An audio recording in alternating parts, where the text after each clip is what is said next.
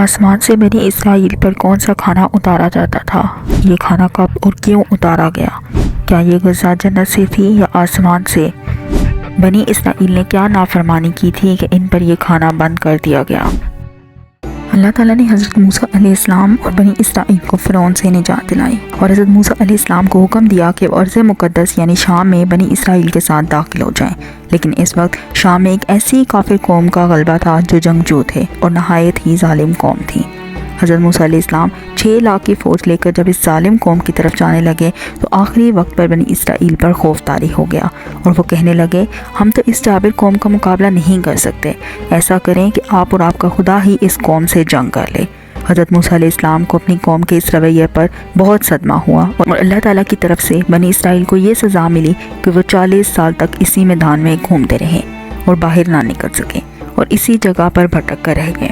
روایت میں آتا ہے کہ صبح کے وقت بنی اسرائیل کے لوگ سامان اٹھا کر چلنے لگتے اور شام کو ایک جگہ پر پڑاؤ ڈالتے، لیکن جب صبح کو وہ جاگتے تو وہ دوبارہ اسی جگہ پر موجود ہوتے جہاں سے وہ چلے تھے۔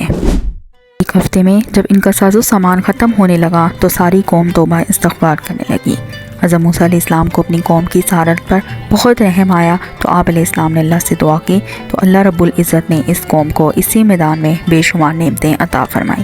جب پیاس کی شدت بڑھنے لگی تو حضرت موسیٰ علیہ السلام نے اپنا عصا ایک چٹان پر مارا تو اس میں 12 قبیلوں کے لیے 12 چشمے پھوٹ پڑے۔ دن کے وقت کھلے میدان میں وہ قوم دھوپ سے بدحال ہو جاتی تھی تو اللہ کے حکم سے سارا دن بنی اسرائیل پر ایک سفید بادل رہا کرتا تھا جو سارا دن اس قوم پر سایہ رہتا اور اللہ کے حکم سے رات کے وقت ایک چمکدار ستون اترتا جس کی روشنی میں وہ کام کاج کرتے۔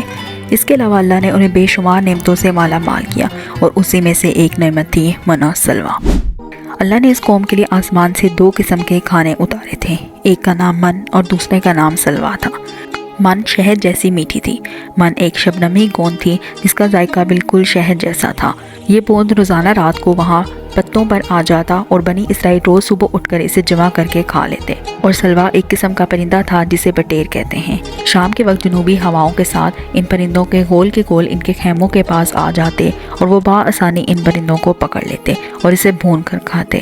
یہ خوراک نہایت ہی آسانی سے ہضم ہو جانے والی تھی۔ اس کے علاوہ اللہ کے حکم سے اس قوم کے لوگوں کے بال و ناخن بڑے نہیں ہوتے تھے، نہ کپڑے پھٹتے تھے اور نہ ہی میلے ہوتے تھے، اور جو بچے پیدا ہوتے تھے ان پر قدرتی لباس ہوتا تھا جو وقت کے ساتھ ساتھ ان کے جسم کے مطابق بڑھتا ہی جاتا تھا۔ تو بلا شبہ اللہ تعالیٰ نے اس قوم کو بے شمار نعمتوں سے نوازا تھا۔ پھر حضرت موسیٰ علیہ السلام نے اس قوم سے کہا کہ تم روزانہ کو منّا سلویٰ کھا لیا کرو، اسے اگلے دن ذخیرہ نہ کیا کرو۔ لیکن کچھ لوگوں کو ڈر رہنے لگا کہ اگر کبھی منّا سلویٰ نہ اترا تو ہم اس جٹل میدان میں کھو جائیں گے، تو اگلے دن ان لوگوں نے کچھ مال ذخیرہ کرنا شروع کر دیا اور نبی کے حکم عدولی کرنے لگے۔ نبی کی بات نہ ماننے کے نتیجے میں ذخیرہ کیا گیا مال گلنا سڑنا شروع ہو گیا اور اگلے دن منّا سلویٰ بھی نہ اترا۔ احادیث مبارکہ میں آتا ہے کہ اگر بنی اسرائیل نہ ہوتی تو نہ کبھی کھانا گلتا نہ سڑتا اور نہ ہی گوشت کبھی گلتا سڑتا۔ کھانے کے گلنے سڑنے کا آغاز اسی تاریخ سے شروع ہوا۔ اللہ کی بے شمار نعمتوں کے باوجود بنی اسرائیل نے اللہ پر توکل نہ کیا اور اگلے دن کے لیے کھانوں کو جمع کرنا شروع کر دیا، تو بے شک انسان نہایت ناشکرا ہے۔